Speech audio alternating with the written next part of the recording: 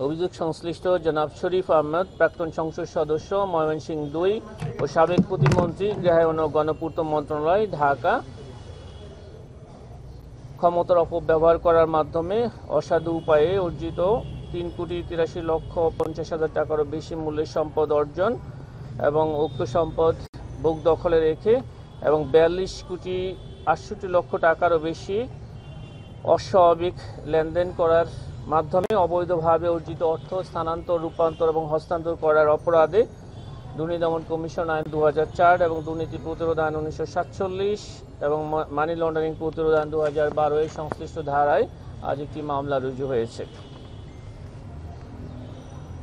অভিযোগ সংশ্লিষ্ট জনাব শরীফ আহমেদের স্বার্থ সংশ্লিষ্ট তাঁর স্ত্রী জনাব শেফালি বেগম, তাঁর শ্বশুর জনাব গোলাম মুস্তফা, তাঁর শাশুড়ি জনাব জাহানারা বেগম, তাঁর শ্যালক মোহাম্মদ শাহ আলম এবং আরও একজন শ্যালক জনাব মোহাম্মদ শামীমের নামে বেনামে বিপুল পরিমাণ স্থাবর অস্থাবর সম্পদ রয়েছে মর্মে তথ্য রয়েছে। এছাড়া তাদের ব্যাংক হিসাবসমূহে বিপুল পরিমাণ লেনদেনের তথ্য পাওয়া যায়। উক্ত লেনদেনকৃত অর্থের উৎস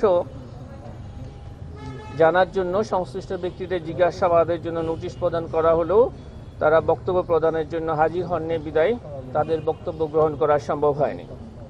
এই কারণে এই বিপুল পরিমাণ অর্থ স্থানান্তর, রূপান্তর, হস্তান্তরের ক্ষেত্রে যাদের সংশ্লিষ্টতা এসেছে এই 5 জনের বিরুদ্ধে দুর্নীতি দমন কমিশন আইন 2004-এর 26(1) ধারা মোতাবেক সম্পদ বিবরণী দাখিলের আদেশ জারির সুপারিশ গৃহীত হয়েছে। আপনাদের অনেক ধন্যবাদ। ছোট জিনিস আছে মনে হয়, আমি জানি না আপনার কাছে দেখতে থাকবে। 4টা বিলাসবহুল রিসোর্ট, বাংলো বাড়ি, যেটা দুদকের কাছে অভিযোগ আসছে যে সেটা হচ্ছে শেখ রেহানা এবং তার হাজব্যান্ড এবং তার দেবরের। এটা নিয়ে দুদক অনুসন্ধান শুরু করছে, একটু যদি ছোট করে বলে দিই বিষয়টা কি আছে।